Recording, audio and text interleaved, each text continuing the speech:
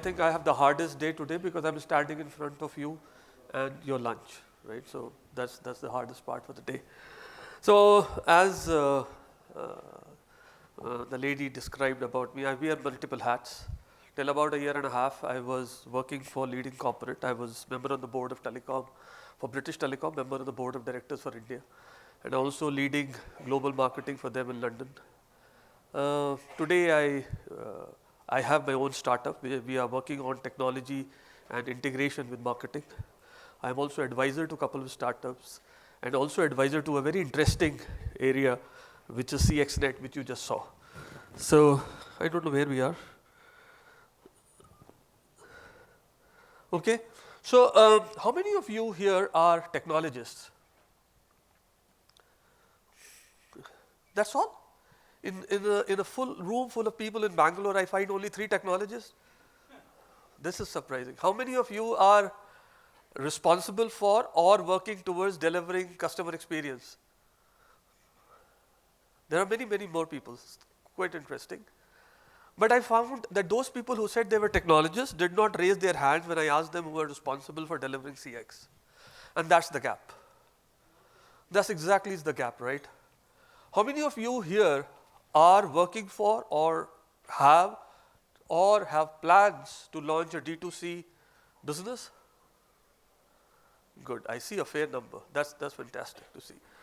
So today in the next 15-20 minutes, if you bear with me, I'm going to talk about how we leverage customer experience for empowering the DtoC businesses of today, right? And stop me wherever you want. Let it be a more freewheeling kind of a discussion, which I believe in. Now, why CX is important? I won't spend much time on it. This is one thing which everyone has to understand, and I love Steve Jobs for whatever he did and whatever he brought in. But there's one quote which tells me, and this is a very, very remarkable quote, that if you are planning to build a business where you are planning to sell a product $8 billion, $10 billion a year, then you have to start from customer experience and work backwards. You can't pick a technology and go out and find out a customer for that. Okay, now I have a technology, so let me see how does it fit in and how do I sell it.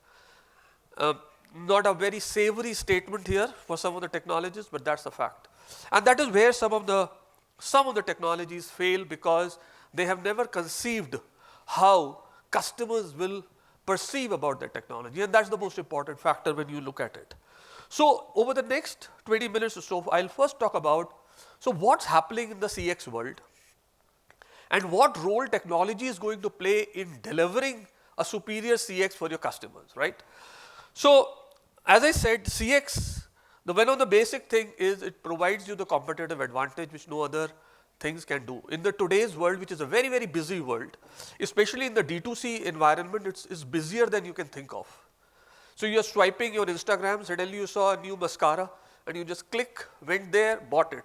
Suddenly you find another one, suddenly you find a new chocolate which is, sugar-free, gluten-free, vegan, all that stuff, keep on moving. This is very, very busy world. And it's noisy also. So there are too many people trying to vie for the same customer space. And therefore, what will differentiate, what will bring the customer advantage is nothing but customer experience. That's the first thing. Second thing is about loyalty. In today's world, and this is a fact, loyalty is very difficult to sustain. It's easy to find, but difficult to sustain. And only customer experience can help, because when you have a loyal customer, you can end up selling a lot of things going forward. Third is increased revenue. A satisfied customer buys more of your products and more of the same products. So CX, no brainer about it, that CX is important and it is going to leverage your growth. It is going to leverage and give you your competitive advantages, and this is the only way to increase your revenue as you progress further. Now let's look at, I'll come to the DtoC industry, because that's a very, very important role. Let's talk about what happens in the brick and mortar world.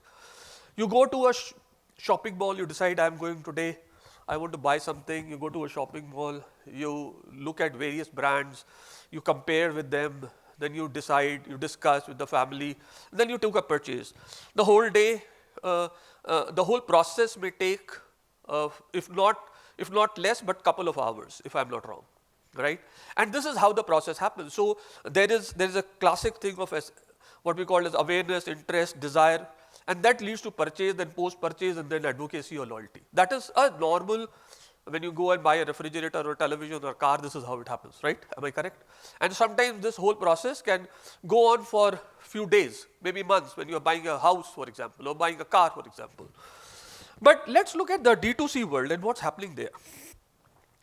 The three things, interest, awareness, interest, desire, and even purchase, happens very fast.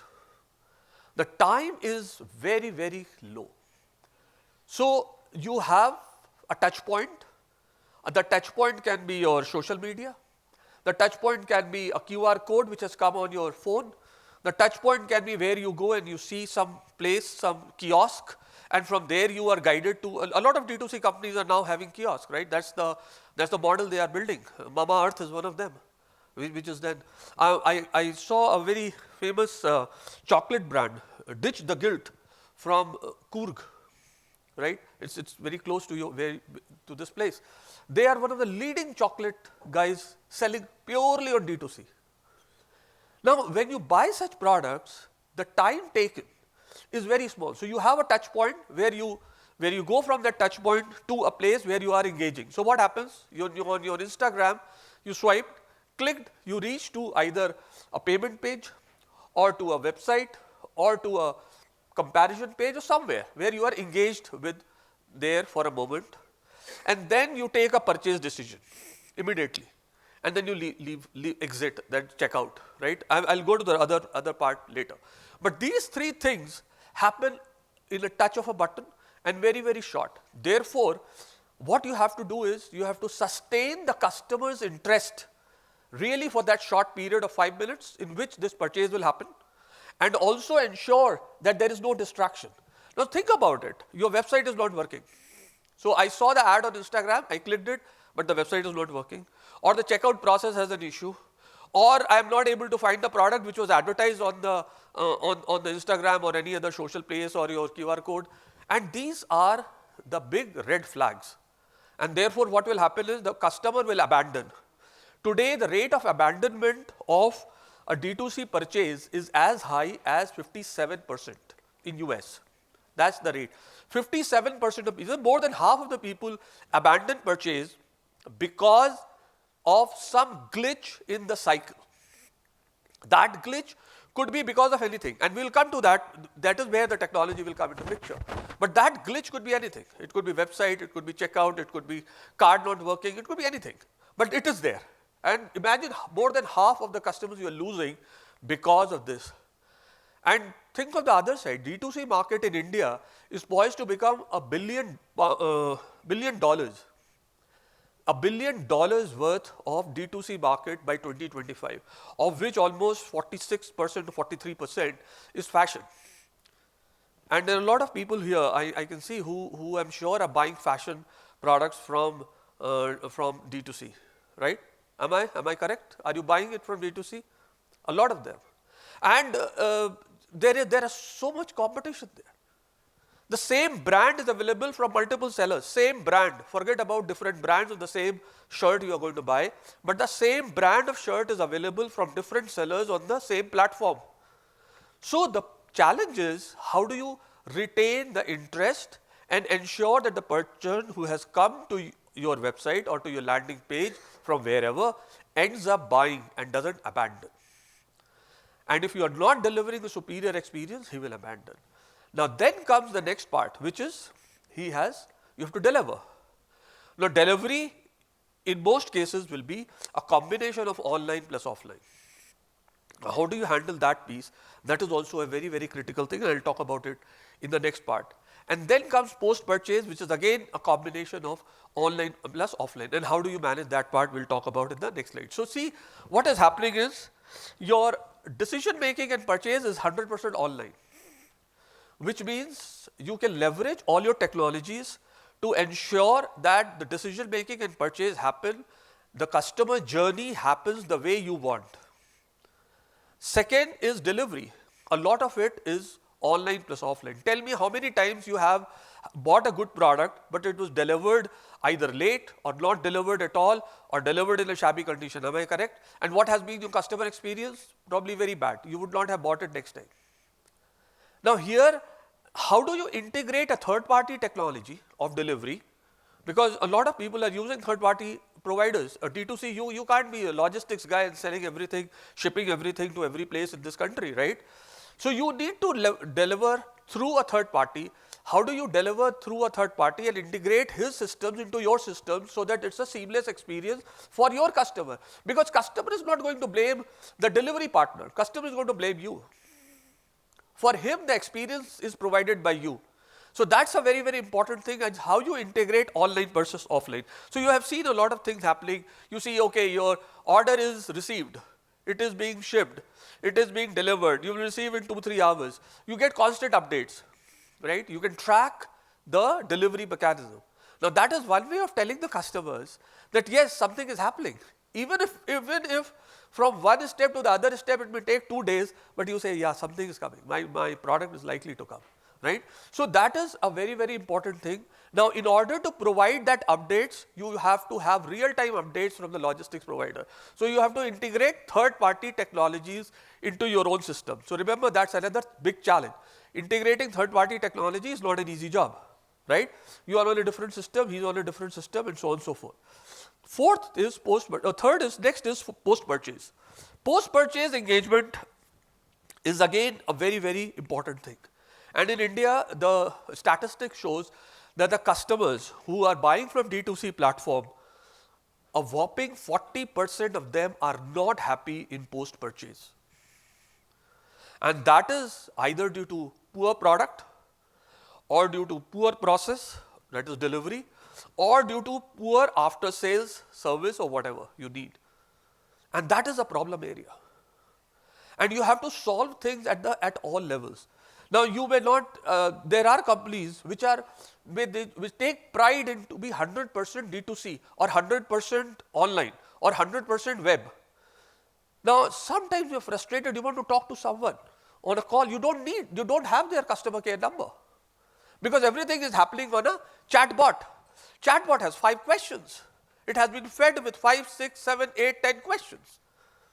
And you don't find the right question which you can pick and get the answer to, right?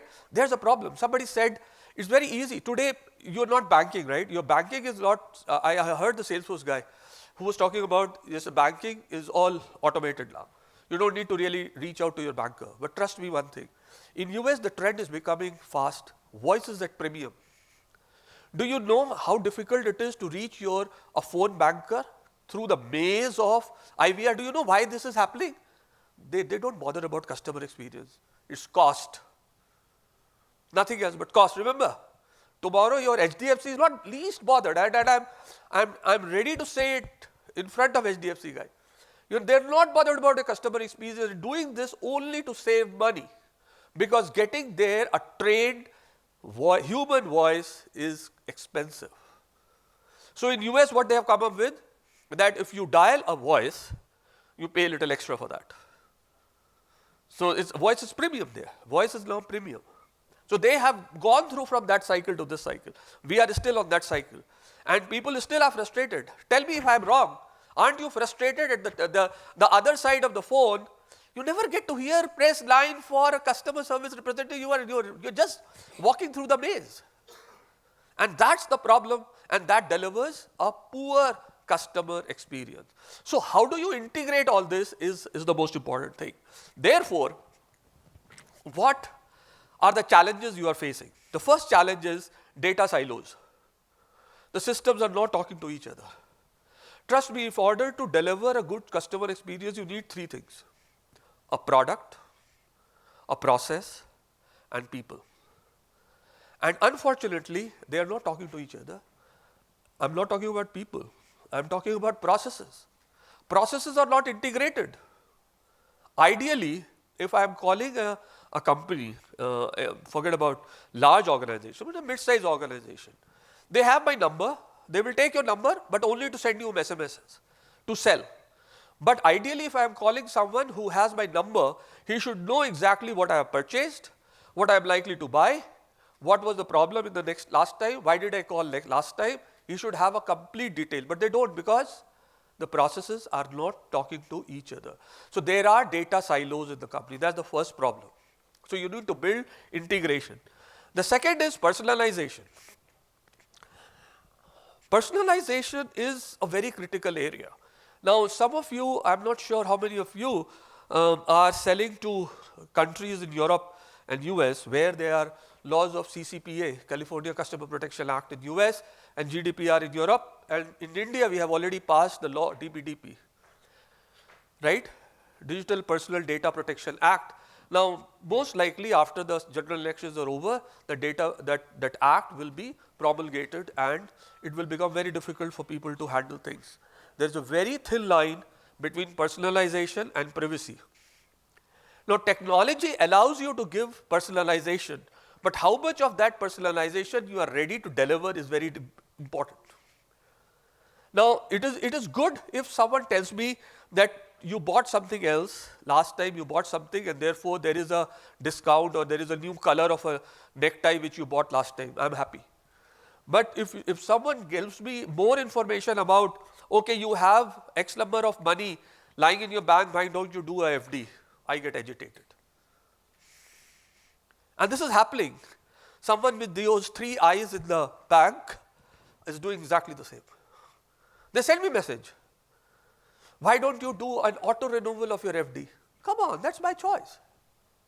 You send it once, good. Don't send me every third day. So the personalization is good, but you have to ensure that you don't cross the line between personalization and privacy. So you can't invade the privacy. But how do you deliver personalization is again through technology. So you have to integrate AI tools, and this is what I'll probably talk in the next slide, is how do you integrate AI tools in order to build personalization. So I should be able to actually predict what you need next time. What is it that you're likely to buy? Why are you here? Why did you abandon? I told you 50% is more than 50% are abandoning. So why are you abandoning? So AI should help me deliver that level of personalization where I can talk to you exactly on what your engagement was with my product or with my process, right? Third thing is omni-channel integration. Now, if you go to some of the major platforms in India, maybe Amazon or Flipkart or such, there is a fair degree of omni-channel integration. So you're using something, you're selecting the product through mobile, you're going and checking out through what you call on the web or on your laptop. You may select a product here, you can go and check out personally in a shop, you can buy the product here, you can pick it out from somewhere else. So there is a fair amount of omni-channel integration happening currently. But omni-channel integration requires one very important technology to work, which is, or rather two, one is cloud, the second is security. Since you are moving from one device form to the other device form, since you are moving from the one platform to the other, your data has to move along with you. So at every step when you abandon certain process and move on to complete that process into a certain other using other device or other platform, the data should seamlessly move along with it. And if it is not doing so, then the customer experience will be very poor. So suppose if my wife has selected something and put it on favorite, hey listen, how is this new dress looking? And when I see and I look, oh I don't see it. Then this is wrong, right? So that is omnichannel. That is, I should be able to move from one system to the other, from one platform to the other, from one device to the other seamlessly, and that is only possible through a secured cloud infrastructure. So how do you build a secured cloud infrastructure so that people move on from one place to the other?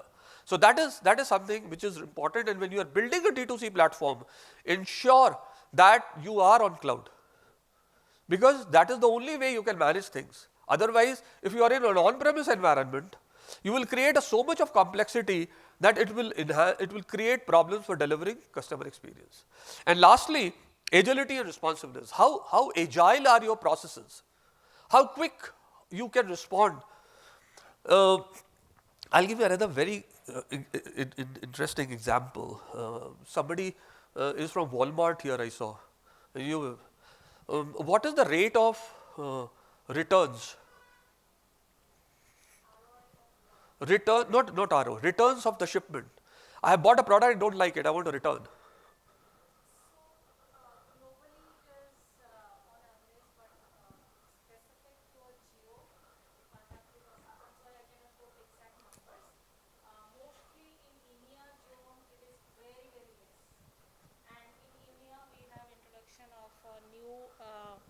Competitor, so hence it has gone further down. India, it has grown 7x during pandemic, I can call out that. US, it is at Very peak. high. US is very high. I hope everybody is listening to what she's saying, right? I get time's up. Sorry, I have 2 more minutes probably. So, and there is a huge fraud in returns. Big online delivery, yes, please. Sir, I want to just quote one example. This is very, very recent example. Please. In return, the fraud happened. In return fraud, yes. Yeah. So one hacker, he could hack to one of the return transaction. Correct. And by the time we detect, he could do 30 plus such transactions globally from one zone, because those systems are very much isolated. Correct. And he could jump into other systems in other geo. Correct. And we had to stop all return transaction for 1 hour. Right. So, detecting the fraud and stopping it is really, really important. When the big world companies like Walmart and Amazon are struggling to stop fraud, it's a big, online fraud is a huge issue. If you can't solve it, then, and for a DtoC, you have to be really, really cautious. And that is why I brought this thing into picture. So you have to have a secured environment to do that. I'll quickly move into the role of technology. So one is, I think I talked while I was discussing, I don't go with the slides too much. So I talked about data-driven personalization. How will you use data to drive personalization and how do you move across? Then AI enabled customer service. How do you do AI enabled customer service? But at the same time, I told you that where you draw the line so that people can talk to there should be, the new thing which is emerging in the online world is AI human interface. Where do you stop AI and bring human into picture? Now that human could be on premium, that human could be at the same rate or whatever free, that is for every business to decide, every geography to decide. But you cannot rely 100% on AI based thing. AI can give you a lot of inputs, can crunch a lot of data to provide you that personalization and customer service, but you need to bring a human interface on top of it. And third is user friendly interfaces. A lot of D2C brands, and I have seen it personally. I'm one of the company which is selling air purifier in India and competes with the likes of Dyson. I'm one of the consultants to them, and their navigation was extremely poor, and therefore their abandonment rate was as high as 72%. 72% of the people would not buy despite reaching their website because the navigation was poor. So if your navigation if the ease of use is poor, you will never deliver customer experience and will lose your customers. So that's another very important thing, and you have to use technology so that people move seamlessly from one page to the other, from one process action to the other, and don't take it to the next time. Now there are a lot of times when you buy an airline ticket from a particular airline and when you are making the payment, you have a problem. Suddenly your amount has been deducted from your card, but the transaction is still not complete. Again, these are simple things where technology is going to play a very important role in delivering a customer experience. And lastly, how have you built feedback mechanism? This is something which I have seen very rare instance in even large companies. Feedback loops are negligible or missing. So you have to build a technology which allows for a two-way communication. It can't be a one-way route. If you are doing a one-way route, you will lose. Trust me for that. So you have to create a feedback mechanism. A lot of large companies in India, I don't want to name, but they don't have a proper feedback loop. and you just struggle. Now, what are the emerging technology? Hyper personalization is one which I talked about, right? Immersive experience. Just like you go to a supermarket, and I'll talk those things which are really more important than others. You go to a supermarket and you go to a shelf, right? It says health drinks. So there are 10 different brands, 20 different pack sizes, different flavors, and then you buy, you see what it contains, the contents, how it looks like, blah, blah, blah, and probably you don't taste, but you select one and then you complete the purchase, correct? There is something called a digital shelf. How many of you know digital shelf? There is a whole field of analytics called digital shelf analytics, where you have to build in a technology to understand what's happening on your digital shelf.